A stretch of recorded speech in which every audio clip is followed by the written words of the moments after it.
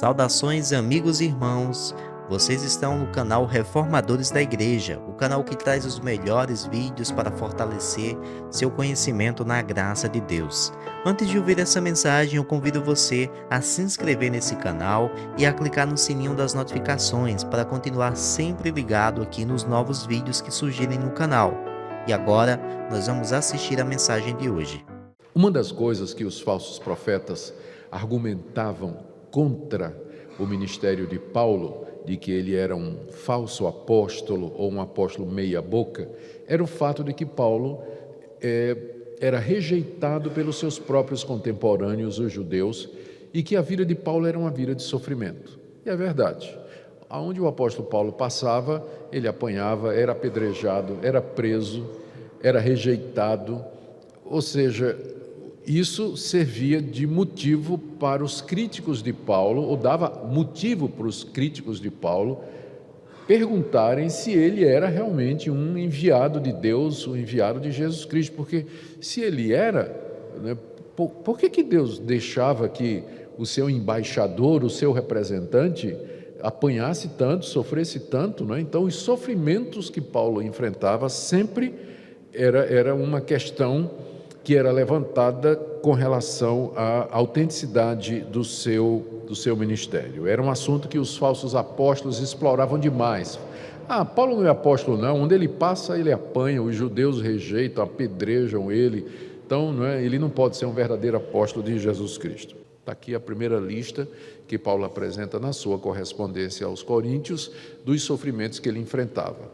Aqui nós encontramos fome, sede, nudez, esbofeteado, sem teto, ele era do movimento dos sem teto da época, injuriado, perseguido, caluniado, e ele resume no verso 13, lixo do mundo.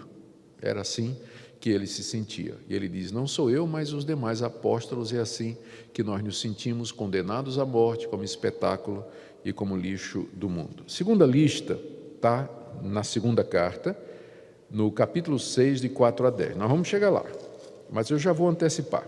Segunda aos Coríntios, capítulo 6, a partir do verso 4.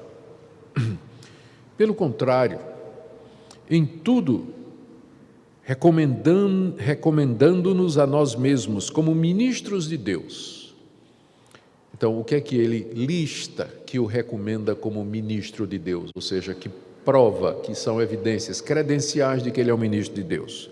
Aí vem a lista, na muita paciência, nas aflições, nas privações, nas angústias, nos açoites, nas prisões, nos tumultos, nos trabalhos, nas vigílias, nos jejuns, na pureza, no saber, na longanimidade, na bondade, no Espírito Santo, no amor não fingido, na palavra da verdade, no poder de Deus, pelas armas da justiça, quer ofensivas, quer defensivas, por honra e por desonra, por infâmia e boa fama, como enganadores e sendo verdadeiros, como desconhecidos e entretanto bem conhecidos, como se estivéssemos morrendo e contudo eis que vivemos, como castigados porém não mortos, entristecidos mas sempre alegres, pobres mas enriquecendo a muitos, nada tendo mas possuindo tudo. É uma segunda lista onde ele coloca o que ele passa por amor de Cristo, os sofrimentos que ele enfrenta como apóstolo de Jesus Cristo. E para que não me ensoberbecesse com a grandeza das revelações, foi-me posto um espinho na carne, que a gente não sabe o que é, um mensageiro de Satanás, para me esbofetear, a fim de que não me exalte. Além de todos esses sofrimentos, ainda tinha esse tal desse espinho na carne, que era como se fosse uma pessoa que esbofeteava o apóstolo Paulo constantemente para que ele não se ensoberbecesse, que ele chama de um espinho na carne, mensageiro de Satanás. Muito bem, aqui quando então Paulo vai falar de provações e sofrimentos, voltando agora para o trecho que a gente leu e que nós vamos expor agora, a gente tem que ter em mente isso aqui. Tá? Paulo está falando disso aqui. Prisão, a lista é grande, né?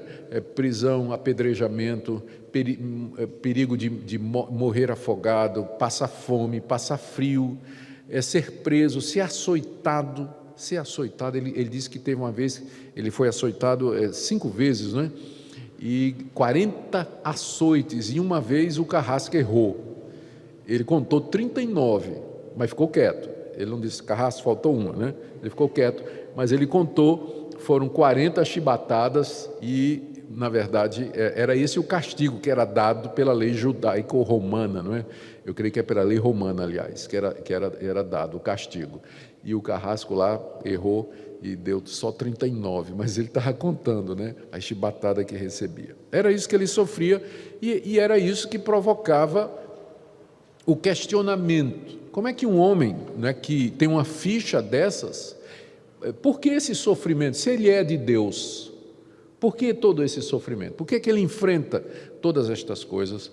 É o que Paulo procura responder aqui na 2 Coríntios, capítulo 1, a partir do verso 3.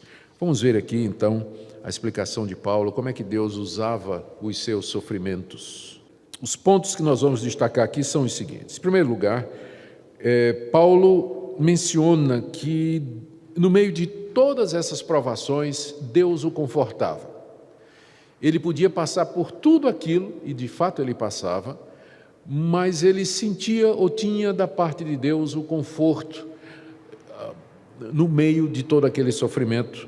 Tanto é que ele começa essa passagem dizendo: bendito seja o Deus e Pai de nosso Senhor Jesus Cristo, o Pai de misericórdia e Deus de toda consolação.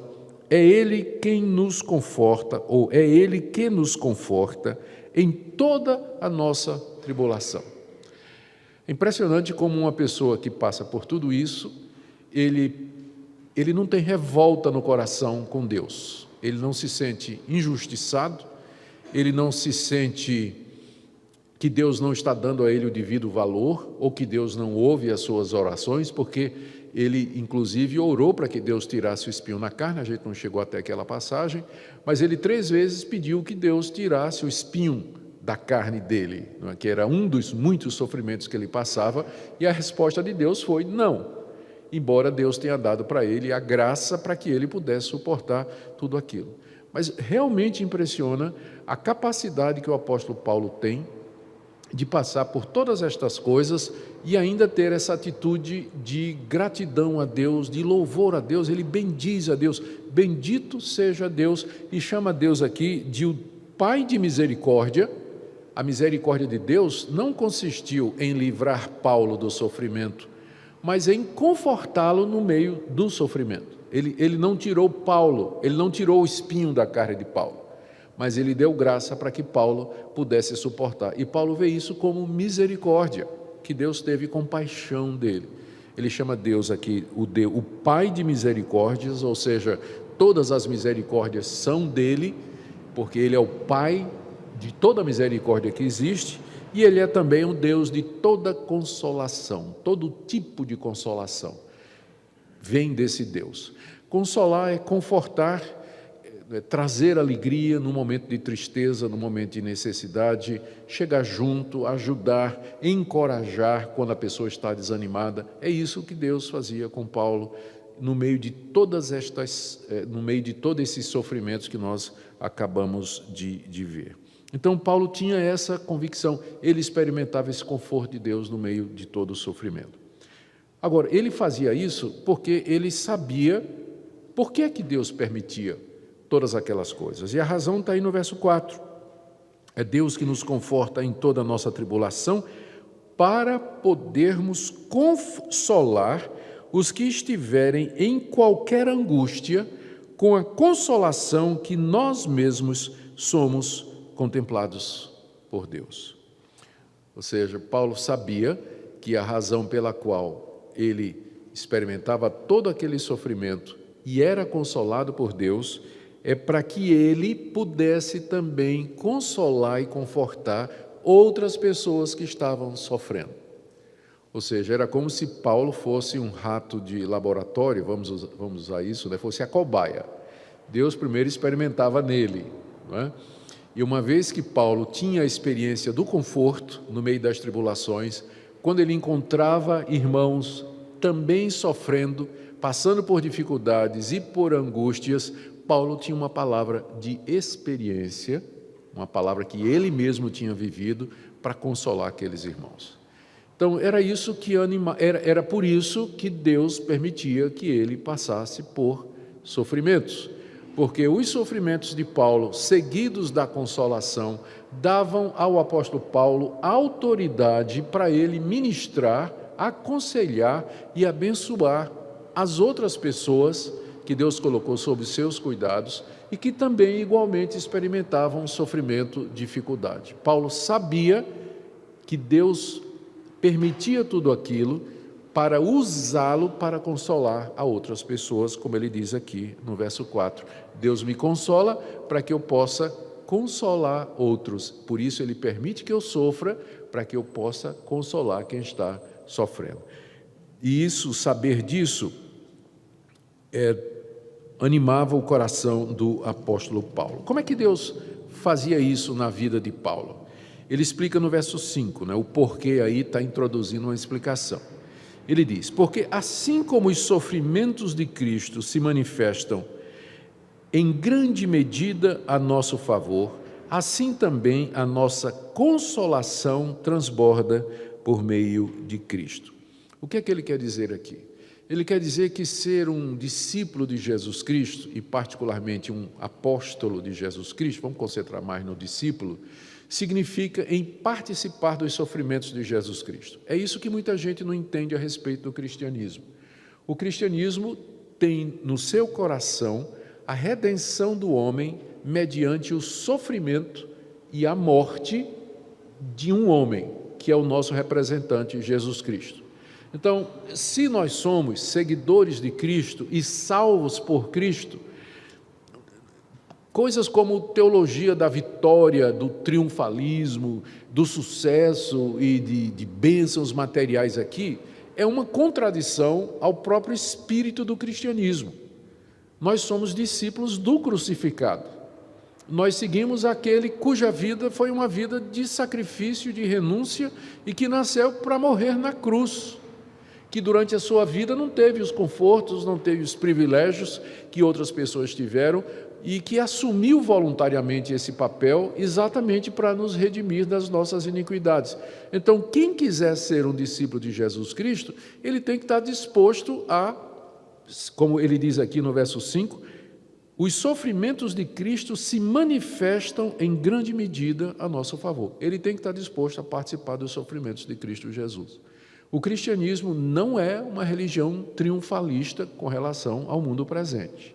A perspectiva e a visão que o cristianismo traz da vida nossa aqui nesse mundo não é de como se aqui fosse o paraíso, como se aqui fosse o céu e como se aqui a gente fosse experimentar tudo de bom que Deus tem para nós. Na verdade, não. O cristianismo ele é bastante realista quanto à situação da humanidade e daquilo que nos espera aqui. E Jesus e os apóstolos nunca enganaram ninguém com um falso evangelho. Sempre o chamado foi: você quer me seguir? A porta é estreita. Quem ama pai, mãe, filho, seus bens, suas coisas mais do que a mim, não é digno de mim. Quem quer vir após mim, negue-se a si mesmo, tome a sua cruz e me siga. Então, só esse chamado de Cristo já mostra desde cedo que tipo de religião é o cristianismo. Então, pessoas que pensam em ser cristãs, ou aceitar Jesus, ou frequentar uma igreja na expectativa de receber bênção material, sucesso financeiro nesse mundo, eles estão seguindo, na verdade, um outro evangelho, mas não é o evangelho bíblico, o evangelho que nos é apresentado, quer seja pelo próprio Jesus, quer seja pelos seus seguidores, como o apóstolo Paulo. É o que ele fala aqui no verso 5. Os sofrimentos de Cristo se manifestam em grande medida a nosso favor. Ou seja, porque eu sou cristão, eu participo também dos sofrimentos de Cristo Jesus e dos benefícios que esses sofrimentos representam a nosso favor. Mas tem uma contrapartida também, final do verso 5. Assim como eu participo dos sofrimentos, diz o apóstolo Paulo, assim também a nossa consolação transborda por meio de Cristo. Da mesma forma que Deus permite que eu sofra, como Cristo sofreu, Deus também me consola, como Cristo foi consolado na ressurreição dos mortos, quando Deus o tira da sepultura e o exalta. Mas só que a ordem é essa: primeiro o sofrimento e em seguida a consolação. Então, da mesma forma que Paulo sofria, ele também era consolado. E tudo isso ele diz no verso 6, é para vocês. Olha só que declaração: se nós somos atribulados, é para o vosso conforto e salvação. Como é que funciona isso? Paulo diz, olha, se eu sou atribulado, quer dizer, se eu passo por tudo isso, é para conforto e salvação de vocês. Ou seja, para que o rebanho seja salvo e confortado, o pastor tem que sofrer. Em outras palavras, é isso aí, né, que ele está dizendo. Não sei nem porque que eu estou dizendo isso.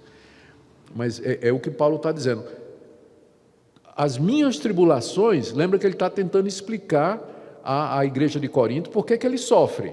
Porque era a acusação dos falsos mestres, né, dizendo ele sofre porque é um renegado de Deus. Paulo diz, não.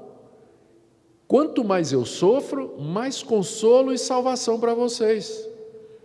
Mais consolo e salvação. Por quê? Por que ele sofria? Ele sofria porque ele pregava a palavra, porque ele era um discípulo de Jesus Cristo, porque ele anunciava o Evangelho.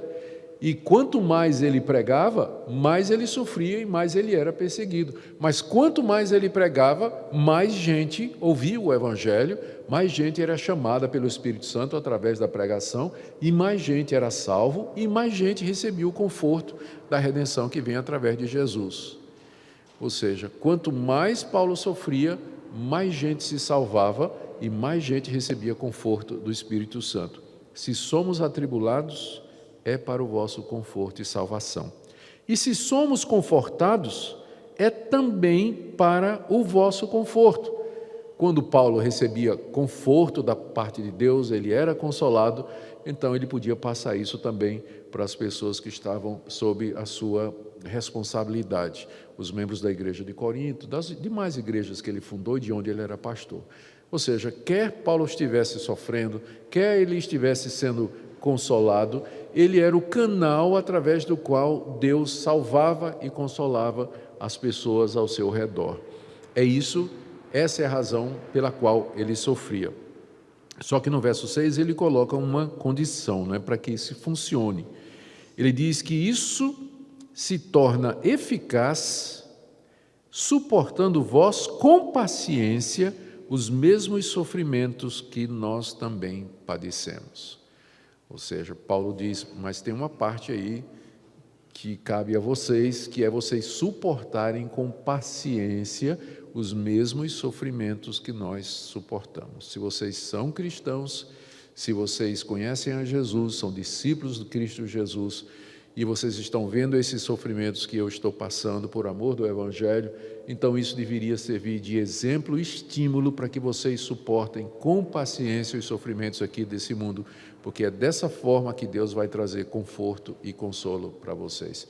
Gente, quando a dificuldade bate, quando o sofrimento chega, a gente se impacienta, a gente questiona Deus, a gente quer achar um atalho ou mesmo brigar com Deus quando não chutar o pau da barraca.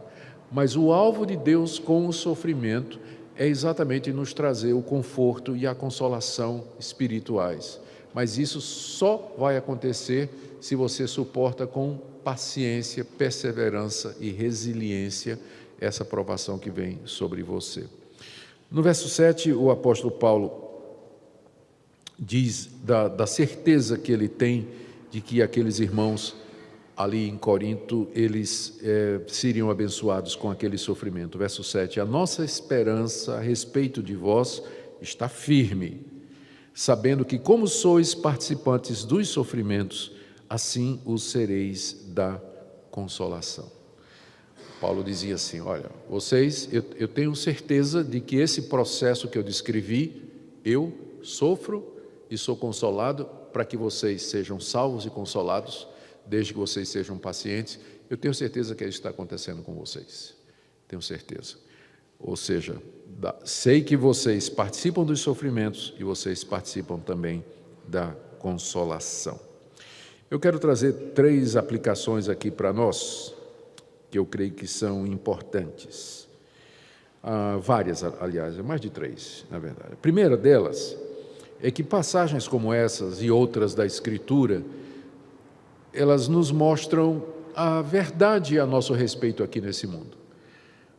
E servem para destruir qualquer ilusão de que o Evangelho é uma filosofia ou uma religião que tem como objetivo promover o bem-estar dos seus adeptos.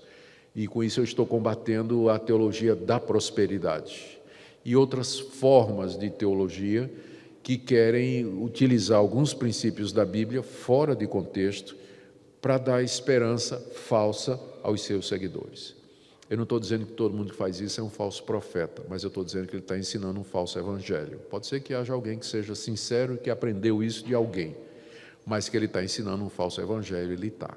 Eu não estou negando que Deus não nos consola aqui com bens materiais. Ele faz isso. Eu não estou negando que Deus nos livra de situações difíceis. Ele faz isso. Só que não há nenhuma garantia que Ele vai fazer isso sempre, o tempo todo, com todo mundo. Por isso, o sofrimento vai bater na sua porta. A crise vai chegar em você. Problemas, eles aparecerão na sua vida. E quando chegar, você não devia ficar surpreso, do tipo assim, mas de que adiantou servir a Deus, ir na igreja, orar, dar o dízimo, né, contribuir, fazer campanha, andar certinho, se no fim eu estou sofrendo igual as pessoas desse mundo. A razão é essa daqui, que Deus ele não promete nos isentar dos sofrimentos que são peculiares à natureza humana por conta da nossa situação de raça caída e raça pecaminosa. Segunda coisa, nós devemos entender por que que pastores, presbíteros e líderes às vezes sofrem. Eles sofrem para que eles possam ser canais para abençoar outra pessoa. Eles precisam ser quebrados, eles são como vasos que tem um tesouro dentro, ou um perfume dentro, que primeiro precisa ser quebrado para que o aroma se espalhe.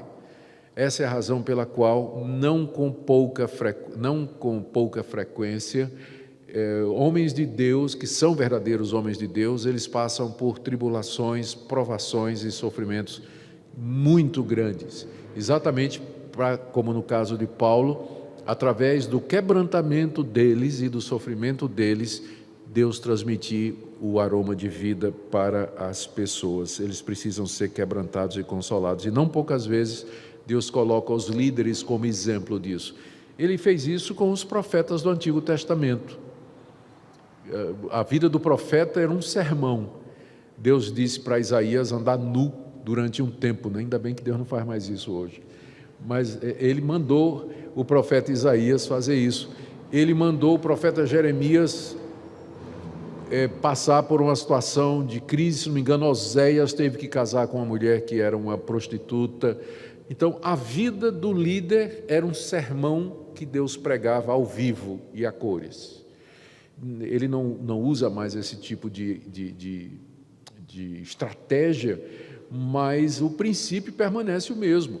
Deus levanta pessoas para abençoar o seu povo, mas a vida daquelas pessoas, para que seja bênção, com frequência tem que passar pelo pilão de Deus. Tem que passar por dificuldades, por sofrimentos, para que possa ser uma bênção.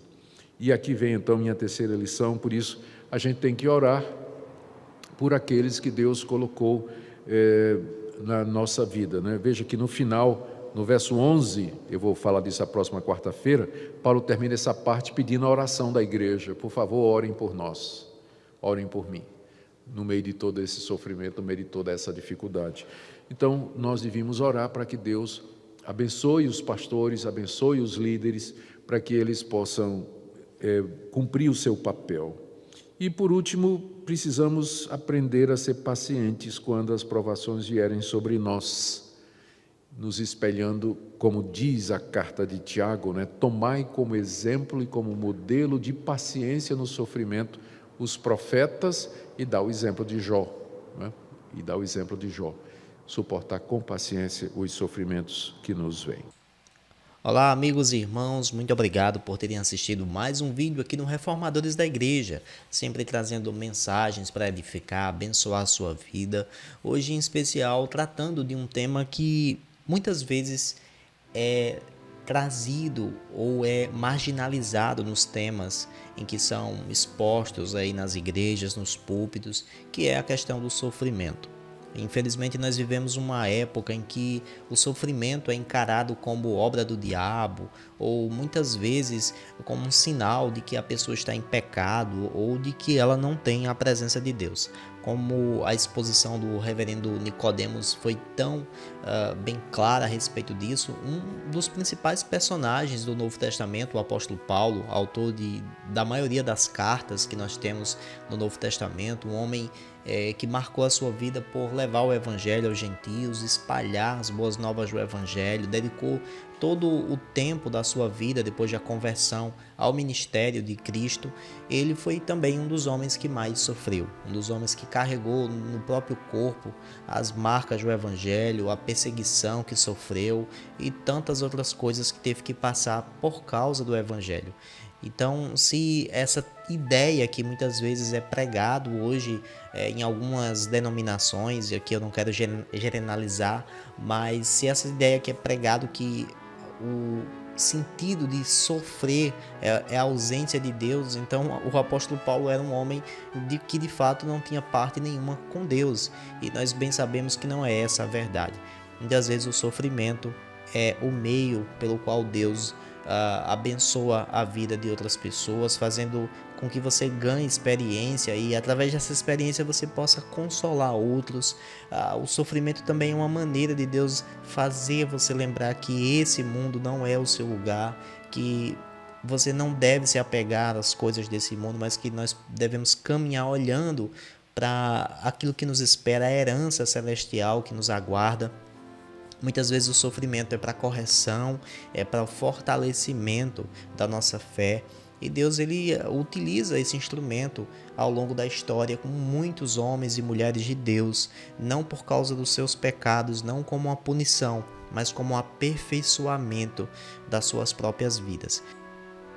Nós infelizmente vivemos uma época em que se fala muito de vitória. A ideia de que o crente vai alcançar vitória aqui nesse mundo, que ele vai colher frutos aqui nessa terra, quando na verdade aqui não é o céu, aqui na verdade é apenas uma passagem, é um momento. Nós de fato vamos colher os frutos da vitória do Senhor na glória, depois dessa vida. É lá que de fato nós teremos vitória plena sobre o pecado, sobre os males dessa vida. E sempre que a Bíblia fala em vitória, ela enfatiza a vitória de Cristo na cruz, a vitória sobre o pecado, a vitória sobre a morte, a vitória sobre o diabo. Essa vitória não necessariamente está ligada a bens financeiros, ao seu bem-estar pessoal. Com isso eu não estou dizendo que Deus não possa abençoar a sua vida, que Ele não possa responder às suas orações em relação à cura, à providência das coisas básicas dessa vida, mas que elas não devem ser o centro da sua visão. Muitas vezes o sofrimento vem não como uma forma de evidenciar seu distanciamento de Deus, ao contrário, é Deus muitas vezes querendo se aproximar de você. Eu espero que essa mensagem tenha falado ao seu coração, espero que ela venha impactar a sua vida e eu peço que você compartilhe ela também com alguém, envie esse vídeo tão importante no grupo da sua igreja, para os seus amigos, seus irmãos em Cristo, que eles possam também conhecer esse canal e considere se inscrever aqui embaixo e deixar seu like nesse vídeo. Sempre nós estamos postando cortes todos os dias aqui com o intuito, com o desejo de abençoar a sua vida.